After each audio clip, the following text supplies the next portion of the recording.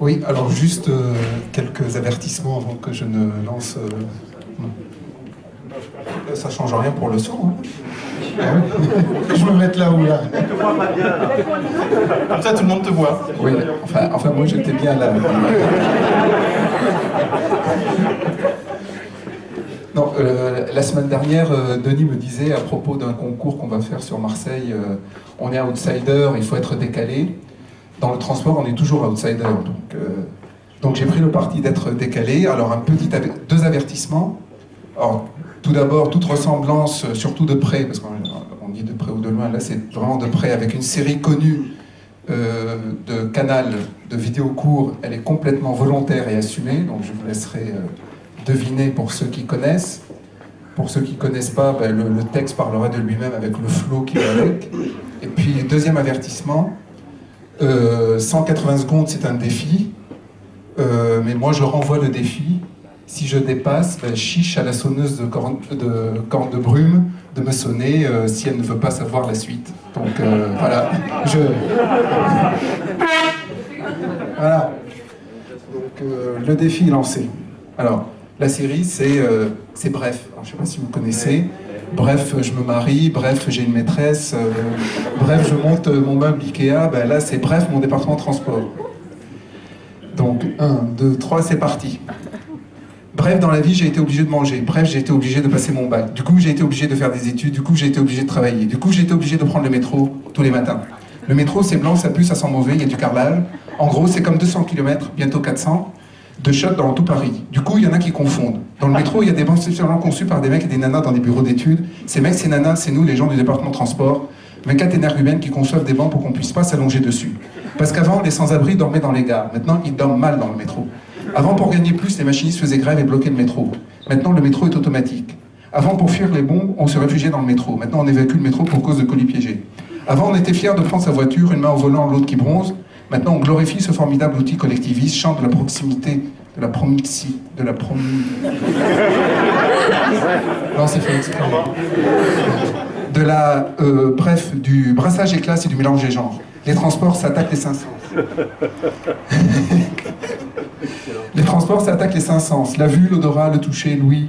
Pour le goût, je vous laisse imaginer. Dans le métro, il y a des pubs avec des mecs super contents de parler English business, des enfants super heureux de faire le devoir après l'école et des familles super contentes de s'endetter 20 ans pour un frigo. Sur ma ligne, il y a un mec qui guette désespérément du jury The Voice. Et un autre, ça fait 6 mois qu'il s'est fait virer la semaine dernière. Bref, quand je m'ennuie dans les transports, je compte les gens. Du coup, je baille. Et quand je baille, je m'amuse à compter les gens que je fais bailler. Puis parfois, la rame s'arrête au milieu de nulle part, dans une fourche ou un tunnel, alors on attend. Régulation qu'ils appellent ça, cadencement, cantonnement, bref, rupture de caténaire ou rupture sentimentale, va-t-on savoir, Grégoire. Et le machiniste nous demande d'attendre. Merci d'attendre, s'il vous plaît. Au cas où quelqu'un se lève et crie « Alors moi, j'attends pas ici. Allez, salut, je saute. Ah, cool, dérape. Bref, je prends les transports en commun, j'ai pris le métro. »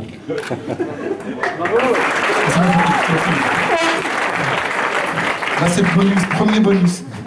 Donc là, c'est bref. Bref, j'ai pris le métro.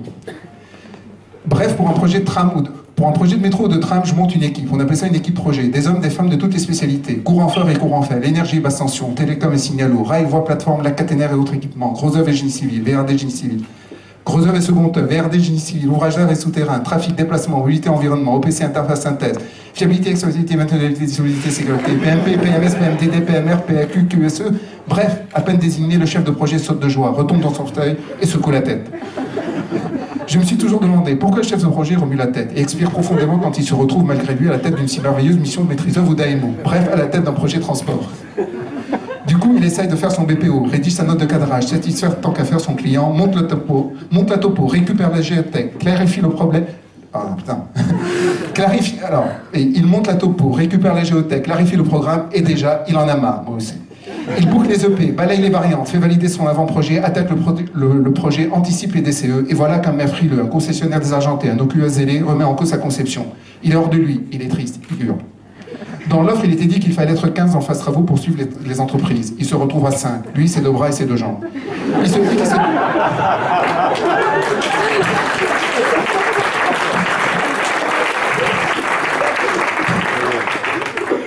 se dit qu'il il se dit qu'il se débrouillera tout seul. Ses collègues veulent bien l'aider, mais ils sont tous chefs de projet. Il enchaîne les réunions, livre les livrables et dit des gros mots. Il se rend compte que le gabarit du tunnel est trop petit, que les quais ne sont pas assez hauts, que le terminus est trop court, que la pente est trop forte, que le pantographe décroche, que la sous-station Dijon. Du coup, il analyse les causes, corrige, rectifie, ouvre des fiches modifs, gère les risques. Il est sur le chemin critique, il grogne, il marmonne, il ronchonne, il peste. Un collègue expert à ses heures perdues lui dit « Demande, tu ne demandes pas. » Après, il passe aux réceptions, lève les réserves, fait les essais, suit la marche à blanc, et le jour de la mise en service, il prend le temps de se dire « Je suis un putain de bonhomme. Je suis une sacrée bonne femme. »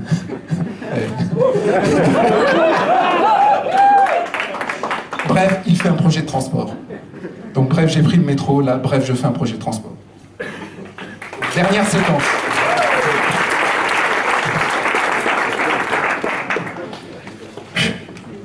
Bref, dans la vie, on a toujours dans son entourage quelqu'un qui finit ses phrases par « nanana, je te jure » ou « nanana, tu vois » ou les commence par « bref, c'est le cas » ou encore par « moi je » et puis tu combines « bref, moi je, nanana, tu vois, je te jure ».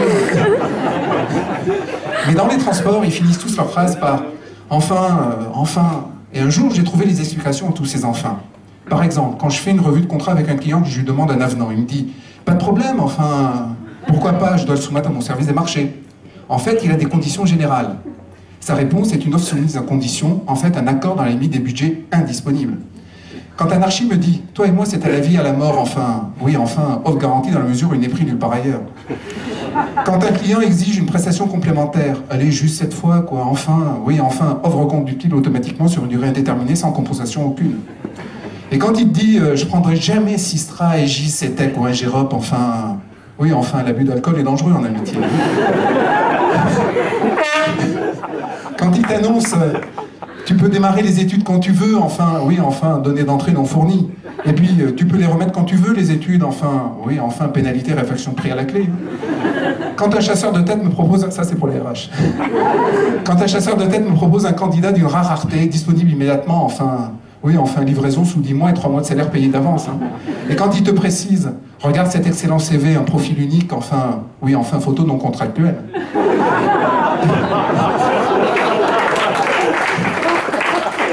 Bref, je me demande parfois, toujours, souvent, un peu, beaucoup, pourquoi je suis chartélien, pourquoi je reste dans les transports. Quand je perds une affaire, quand un BPO rivalise avec le groupe de la Sécu, du coup, il y a toujours quelqu'un pour me dire je vais t'emmener au RIE, je te paierai un café à la machine du 3e, on prendra d'hiver à la fontaine à eau, je te dirai que c'est pas grave, que l'ingénierie a besoin de toi, que ce maître d'ouvrage ne te mérite pas, je te prendrai par les épaules, je te dirai que t'es mon collègue. Bref, dans le transport, on a certes un job à condition générale, on a surtout un job au charme bien particulier.